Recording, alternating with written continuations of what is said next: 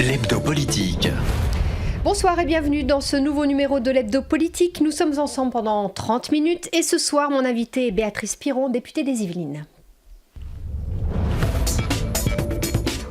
Chaque dimanche à 18h, c'est l'hebdo politique. Béatrice Piron, bonsoir. Bonsoir. Merci d'avoir accepté notre invitation.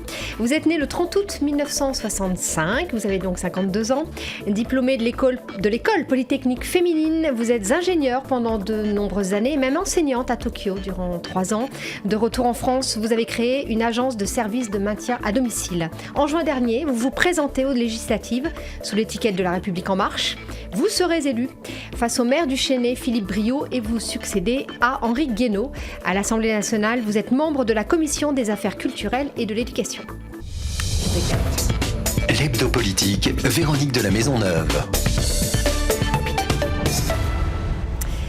Alors au moment de votre élection, vous avez dit « J'ai toujours eu un agenda assez complet, alors ça ne me dérange pas d'être très pressé et d'avoir beaucoup de choses à faire. On sait que le président veut aller très vite et veut aller fort dans ses réformes. Est-ce que vous pensez toujours ça de votre vie de parlementaire ? Je crois, oui, que ça s'est même amplifié, qu'on est toujours sur le feu, sur plusieurs dossiers en même temps. Effectivement, nos agendas sont très, très chargés. Ça ne va pas trop vite, c'est ce que disent parfois les Français. Non, je pense que les Français avaient envie de changement. Et donc, je crois qu'il faut les faire. Ils sont sur des axes différents ou dans des domaines différents. Donc, tout le monde n'est pas affecté par tous les changements. On est plus ou moins dans un domaine ou dans un autre. Mais je pense qu'il faut effectivement réformer pas mal de domaines. Et c'est important de le faire rapidement. Ce que dit l'opposition également, c'est qu'à force d'aller vite, on passe sur le débat et sur la concertation.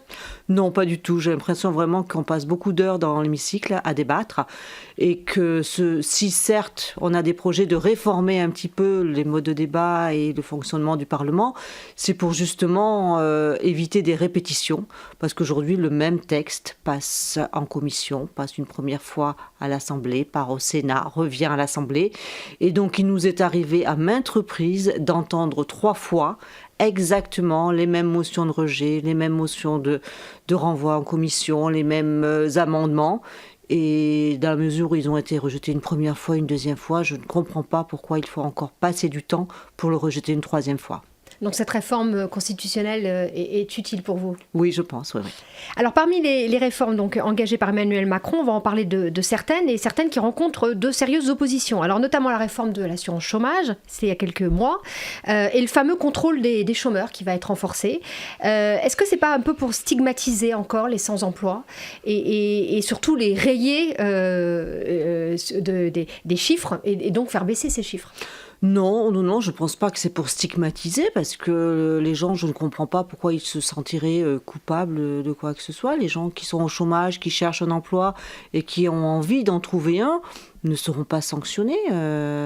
Contrôler, ça peut... Contrôler, ça me paraît normal aussi, parce qu'il y a quelques rares abus, mais c'est pas parce qu'on signale quelques rares abus ou qu'on dénonce des abus qu'il faut que tous les Français se sentent concernés et visés.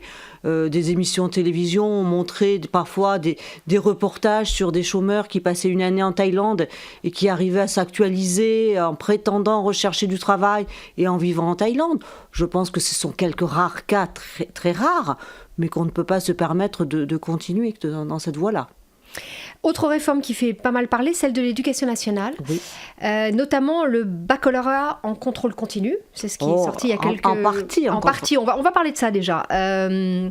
Certains disent que c'est mauvais au nom de l'équité entre les lycéens, que justement le contrôle tel qu'il était fait sur un examen était plus logique et plus équitable.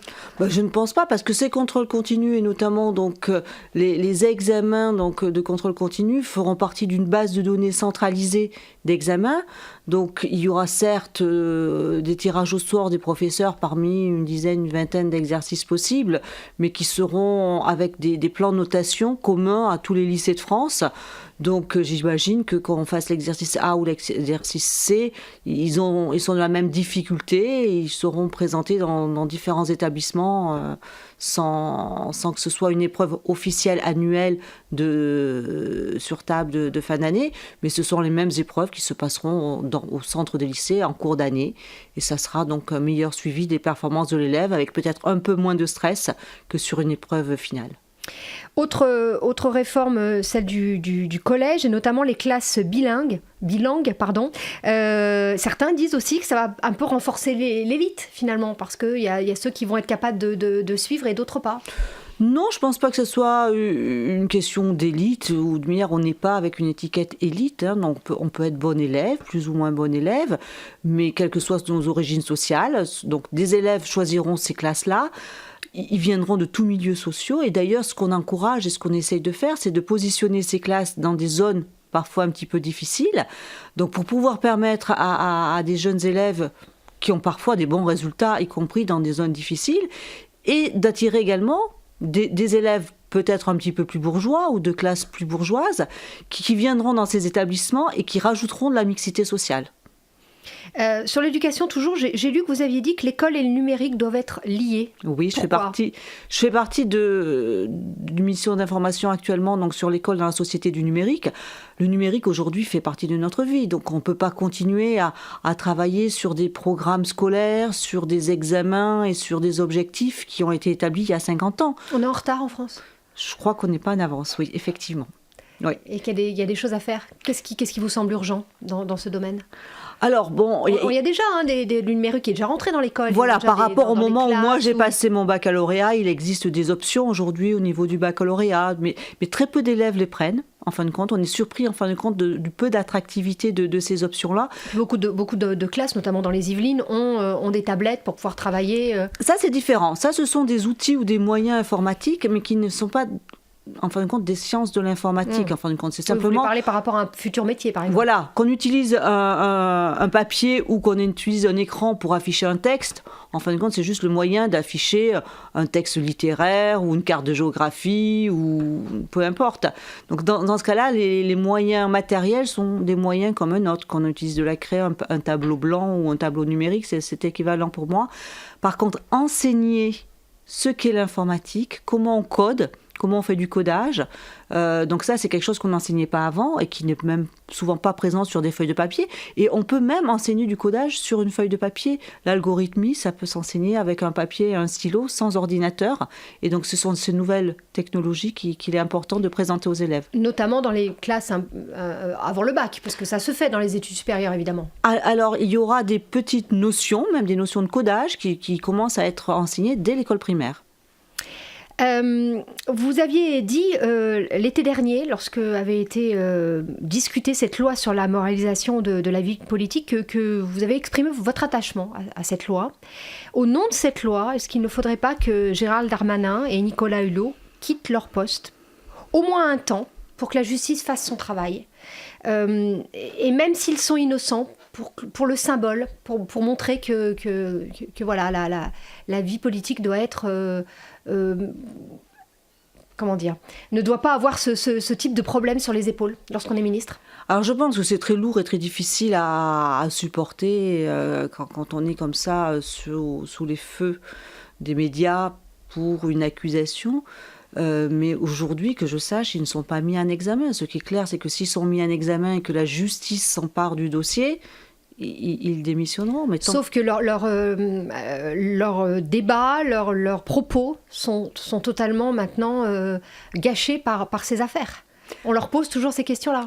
J'aimerais bien que les journalistes posent moins souvent ces questions-là. Mais est-ce que c'est pas les questions que se posent les Français? Est-ce qu'il ne faudrait pas encore une fois, je repose ma question, se mettre un temps sur le côté pour que leurs affaires ne gâchent pas Non, parce qu'autrement, ça serait beaucoup trop simple de détourner ou d'écarter quelqu'un de sa profession, de son métier, si à chaque fois que quelqu'un accuse dans la presse quelqu'un, sans que ça soit vérifié, contrôlé et réellement pris en charge par la justice. Même s'il y en a plusieurs, comme c'est le cas pour Gérald Darmanin? Aujourd'hui, je n'ai pas souhaité me prononcer ou défendre une partie plus que l'autre. Je ne sais pas, je ne suis pas au courant, je n'ai pas suivi ce dossier. Je ne le trouve pas intéressant. Très bien. Autre décision de l'exécutif qui fait un peu grincer des dents ces dernières semaines, la baisse de la vitesse à 80 km/h. Qu'est-ce que vous répondez à ceux qui disent que non seulement ça n'entraînera pas forcément une baisse de la mortalité sur les routes, mais qu'en plus ça va coûter très cher? Alors j'étais en train de répondre à 14 heures à de nombreux courriers que je reçois sur ce sujet-là. Et pour moi, les choses sont très simples. Donc j'ai vécu très proche de moi dans les Yvelines, donc une famille qui a perdu un enfant et deux jeunes filles très, très gravement accidentées dans un petit accident de la route dans les Yvelines, un soir de la fête de la musique en 2015. Et dans tous les cas, quelle que soit la cause initiale, là visiblement c'était un éblouissement avec une voiture arrivant en face qui s'est déportée dans un virage, quelle que soit la cause initiale, la vitesse est toujours un facteur d'aggravation. Si l'accident avait eu lieu à 50 km/h au lieu d'avoir lieu à 70 ou 80, la personne ne serait pas décédée. 10 km/h, ça change quelque chose? 10 km/h, ça change forcément quelque chose dans les blessures que vous avez. Donc au lieu d'être dans le coma, vous aurez peut-être simplement un bras cassé, et au lieu d'être décédé, vous serez peut-être dans le coma. Mais dans tous les cas, l'accident sera moins grave si vous roulez moins vite. Ça veut dire beaucoup d'argent qui vont être mis dans ces nouveaux panneaux, peut-être dans la sécurisation.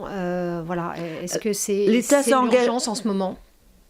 Oui, mais je crois que vu le nombre de morts, c'est quand même urgent et que 3-4 minutes que chacun perdra peut-être par jour en roulant à la bonne vitesse, on peut supporter 3 minutes. Moi, je suis capable, même avec un agenda chargé, de consacrer 3 minutes pour sauver une vie tous les jours. On espère pouvoir sauver une vie par jour en réduisant de 10 km/h. On fera un bilan en 2020. Je pense que c'est intéressant d'essayer. Est-ce qu'il ne faudrait pas aussi voir par rapport aux routes et essayer de changer un peu les infrastructures qui sont parfois mauvaises? Vous parliez dans les Yvelines, dans certains coins de campagne, les routes sont dans un mauvais état. Ah, ça, j'en suis consciente et je suis prête à le dénoncer aussi. Donc, j'aimerais bien évidemment qu'on restaure les routes. Dans les statistiques, aujourd'hui, il y a 4% des accidents qui sont liés à l'état de la chaussée ou au réseau routier et 96% des accidents qui sont des fautes humaines. Donc, il faut faire les deux. Je dirais, ça sera bien de le faire, mais l'un n'empêche pas l'autre. On passe à la deuxième partie de cette émission. L'hebdo politique. La deuxième partie de cet hebdo politique où je reçois ce soir Béatrice Piron, députée des Yvelines. Vous êtes une Européenne convaincue. Oui. Est-ce que vous n'êtes pas inquiète par la montée des extrémistes dans beaucoup de pays européens et par ce Brexit et ce départ des Anglais? Inquiète, oui. Oui, comme tous les pro-européens, nous sommes inquiets. Nous avons été surpris par ce Brexit qui n'était pas quand même si évident que ça. Donc je crois que la majorité des gens même n'y croyaient pas. Donc ça a été une surprise. À chaque fois, on constate dans d'autres pays qu'il y a quand même une montée du populisme qui fait qu'il y a une montée des mouvements contre l'Europe. Il faut se battre. Il faut se battre, il faut y croire. Même en France, voilà. Oui, c'est pour ça qu'il faut se battre. Il faut en parler, il faut en discuter. Donc justement, je me suis engagée pour, dans quelques semaines, démarrer des actions pro-européennes pour parler de l'Europe, pour aller discuter avec les Français sur l'importance de l'Europe, sur comment ils voient l'Europe, sur ce qu'ils reprochent éventuellement à l'Europe, pour essayer de comprendre les difficultés qui existent et les attentes des Français. Est-ce que l'Europe n'a pas manqué un train sur la mondialisation, sur le vrai attente des Européens? On n'est plus dans la même Europe qu'après la guerre ou même dans les années 60 où elle s'est construite?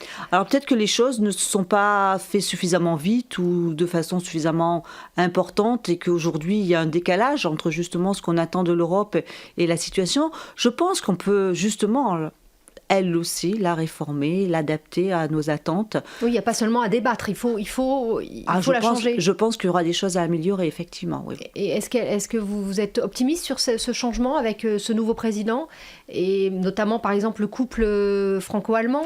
Alors, le couple franco-allemand avait très bien démarré, et je pense qu'il s'entend très bien, et que tout le monde est assez confiant sur cette entente. Alors, évidemment, en Allemagne, Mme Merkel a été un petit peu déstabilisée et fragilisée. Donc j'espère finalement, elle est de nouveau elle est quand même toujours là. Et j'espère qu'ils pourront continuer à travailler comme ils avaient commencé et justement faire évoluer cette Europe. Est-ce qu'il n'y a pas un peu trop de pays dans cette Europe, ce qui fait que la gouvernance est compliquée? Peut-être, je reconnais qu'il y a... Ça peut faire partie des choses. Voilà, ça fait partie des choses. Alors c'est difficile aujourd'hui de revenir en arrière, je dirais, mais c'est vrai que peut-être qu'on a inclus un petit peu trop de pays, que 27 ça fait beaucoup. Il y a un engagement, je crois maintenant, tout le monde est clair là-dessus, comme quoi on ne prévoit pas d'élargissement supplémentaire et qu'on se limite justement à ces États-là pour pouvoir justement avancer sur le fonctionnement à 27 et puis faire en sorte comme quoi on arrive à quelque chose de satisfaisant.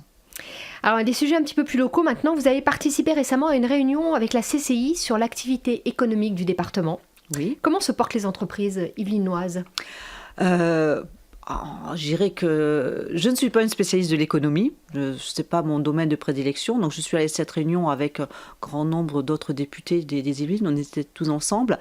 Il se trouve que ma circonscription n'est pas une circonscription avec des gros pôles économiques, donc je rencontre certaines entreprises, mais qui sont plutôt des PME sur ma circonscription. Qui se portent bien, qu'est-ce qu'elles vous disent ? Oui. Alors, tout à l'heure, vous parliez du chômage, elles me disent toutes qu'elles ont du mal à recruter. Et en tant qu'ancienne chef d'entreprise donc, de ce secteur des Yvelines, c'était ma plus grosse désolation. C'est de ne pas réussir à recruter, d'avoir des offres à Pôle emploi en permanence toute l'année et d'avoir jamais de candidats. Donc qu'est-ce qu'il faut ? Il faut un rapprochement entre la demande et l'offre ? Mais oui, donc il faut vraiment qu'on arrive à mieux orienter les chômeurs ou mieux reformer les chômeurs vers les métiers qui recrutent. Aujourd'hui, il y a des sondages qui sont parus dans la presse, comme quoi 25% des entreprises en France ne trouvent pas de candidats à leur recrutement ou ont des difficultés à recruter. C'est énorme. C'est pas 1, 3, 5% des entreprises qui ont des difficultés, c'est pas un secteur d'activité. Ils sont nombreux, les secteurs d'activité qui ont du mal à recruter. Donc je pense qu'il faut trouver une solution. Alors un autre sujet, je passe tous les sujets locaux, c'est cette ligne de métro 18. Oui. Alors la colère gronde parce que l'arrivée serait retardée. Vous êtes confiante ? Je dirais qu'il valait mieux l'avoir que pas l'avoir. Du tout. Donc voilà. Vaut mieux qu'elle arrive en retard plutôt qu'elle n'arrive pas. On est toujours un petit peu déçus qu'elle arrive en retard, mais bon. Notamment à cause des JO. Alors, il semblerait, je n'étais pas là les années passées, mais il semblerait qu'elle n'a jamais été vraiment promise pour les JO. Elle était promise, je crois, pour 2024 ou 2025, mais jusqu'à Saclay. Et le petit bout terminal a toujours été après, plutôt sur 2026-2027. Maintenant, vu les nouveaux plannings, ça sera plutôt 2030. Donc, certes, il y a un retard de 3 ans, mais je dirais que toutes les lignes de train ou de transport en commun ont toujours subi des retards. Moi, sur ma circonscription, on attend surtout le tram 13. Donc le tram 13, ça fait 40 ans qu'on l'attend, que les rails sont là, qu'ils existent et qu'on attend simplement que les trains passent. Donc on nous les annonçait, ou on nous les annonce aujourd'hui pour fin 2020. Fin 2020, c'est la fin des travaux. Visiblement, il y aura à peu près 6 mois de tests avant que les passagers puissent utiliser donc, ce nouveau tram-train. Donc ça sera mi-2021. Mais voilà. Ça paraît toujours un petit peu loin, bien que 2021, c'est tout près, c'est pas dans mon mandat, ça va arriver très vite. Et donc les choses avancent quand même, et le retard, j'irai malheureusement, c'est pas le premier projet qui a des retards. Donc, voilà. Le Grand Paris, c'est un projet qui vous intéresse, qui vous semble utile pour les Yvelines ? Le Grand Paris Express, donc en termes de transport, on n'est pas le département le plus affecté ou le plus gâté, on va dire. On a juste un petit bout de ligne 18. Mais évidemment, il faut que... Et puis il y a Eole quand même. Je pense qu'il y aura plus d'impact grâce à Eole que sur ce petit bout de la ligne 18. Alors par contre, c'est vrai que ça affecte beaucoup Saint-Quentin-Yvelines. J'avais visité et rencontré donc Airbus qui menaçait de partir si la ligne 18 n'arrivait pas. J'espère qu'ils passeront quelques années de plus et qu'ils accepteront d'attendre donc jusqu'à cette arrivée. Parce que c'est vrai que c'est indispensable. J'ai également travaillé avec l'université de Versailles-Saint-Quentin qui est en train de se rapprocher de l'université de Saclay. Et il est important qu'on puisse passer d'un pôle universitaire à l'autre ou du pôle universitaire sur la zone d'emploi plus facilement qu'actuellement. J'ai lu que vous organisiez beaucoup de visites du Palais Bourbon et que vous proposez des rendez-vous individuels dans votre circonscription. Est-ce que c'est pour réduire la différence entre les politiques et la vraie vie ? Non, c'est parce qu'il y a une demande, simplement. Voilà, je pousse pas les gens, c'est parce qu'ils sont demandeurs. Il y a une petite musique là qui dit depuis très très longtemps que les politiques sont plus du tout dans la vie des Français, ne connaissent rien, n'y connaissent pas grand-chose, sont dans leur bulle. Voilà, est-ce que c'est bien ce rapprochement justement pour montrer que les politiques Alors, je ne crois pas que ce soit un rapprochement pour montrer que les politiques sont différents. Je crois que les politiques sont différents, point à la ligne. Je ne connaissais pas, alors moi j'ai du mal à juger parce que je n'étais pas en politique jusqu'à présent. Je ne connaissais pas, je n'ai même jamais rencontré mon prédécesseur sur la circonscription. Et je n'étais pas très proche, à part quelques maires, on va dire très localement, mais je n'étais pas proche de ces personnes. Par contre, ce que j'entends régulièrement sur ma circonscription, c'est effectivement que l'attitude de mon prédécesseur notamment, était très différente, qui était très peu présent sur le terrain.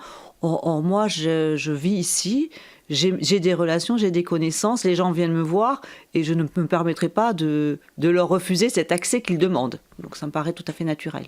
C'est donc positif qu'il y ait la vie civile, je dirais, qui soit rentrée à l'Assemblée nationale.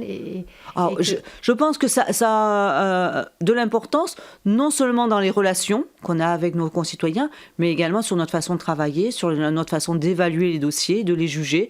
Donc aujourd'hui, on a des médecins, on a des infirmières, on a des enseignants. Nous, dans notre commission, on a de nombreux enseignants. Et je pense que c'est quand même très utile, quand on parle de l'enseignement, d'avoir des enseignants au milieu de nous. Alors une dernière chose, à l'Assemblée, vous êtes présidente du groupe d'amitié France-Bahreïn. Tout à fait. C'est un pays peu connu. Oui, c'est un Alors, est-ce que vous pouvez nous le présenter et nous dire pourquoi c'est important que la France soit amie avec le Bahreïn? Oui, mais c'est un pays que je viens de rencontrer à plusieurs reprises ces dernières semaines, à plusieurs occasions. Donc c'est une petite île qui est, on va dire, entre l'Arabie Saoudite et le Qatar, ou proche de l'Arabie Saoudite et du Qatar. Il y a un pont qui relie donc l'île de Bahreïn avec l'Arabie Saoudite.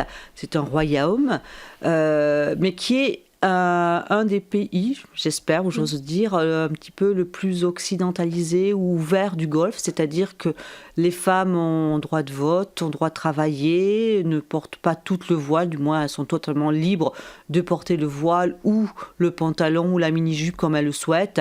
Elles conduisent, elles ont des droits égaux, il y a de la démocratie, un parlement élu, donc voilà, bon, il y a peut-être encore quelques difficultés, je ne dis pas que c'est un pays équivalent à la France sur tous les droits de l'homme, mais quand même, je pense que c'est un pays honnête. Et bon, il travaille également sur l'éducation.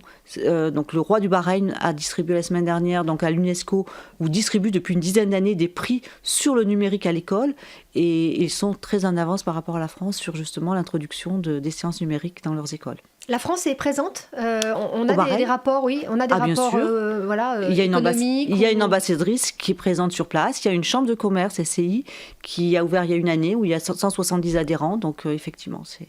Qu'est-ce qui vous a intéressé? Pourquoi vous faites partie de ce groupe d'amitié? Alors honnêtement, c'était pas mon premier choix. Bon, j'avais choisi le Japon, parce que j'y ai vécu, parce que je le connais bien. Donc je suis quand même vice-présidente du groupe Japon, mais c'est un groupe qui est très large et donc qui a été confié à quelqu'un qui était déjà présente sur les mandatures précédentes. Et donc on m'a demandé, ou on m'a proposé de choisir un autre pays si j'en avais envie.